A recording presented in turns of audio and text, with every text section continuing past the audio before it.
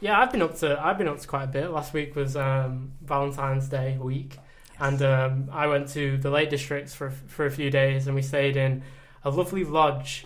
It was like a hotel lodge just outside of Bonnets, and it had this lovely like pond area, and like no word of a lie, there must have been about 300 ducks in this pond.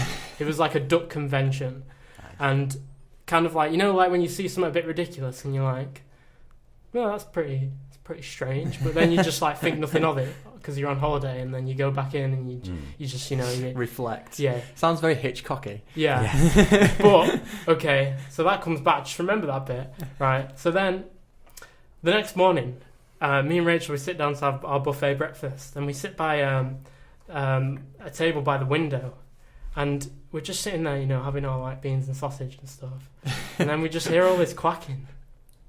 Oh no! And we're like, oh god! And we're like, what's going on? And we look to our side out the window, and then 300 ducks have moved from the pond to the little hangover like ceiling bit that's just outside the window, and they're just there pecking at the window. And me and Rachel, we just kind of like bawling our eyes out, like we just did not expect this to happen at like 8:30 in the morning when we just barely got out of bed for breakfast. And then I turned to her and I'm like, you know what, the only thing that would make this better would be if these little ducks had little novelty hats or something. And we kind of just like was like, yeah, that would be pretty cool.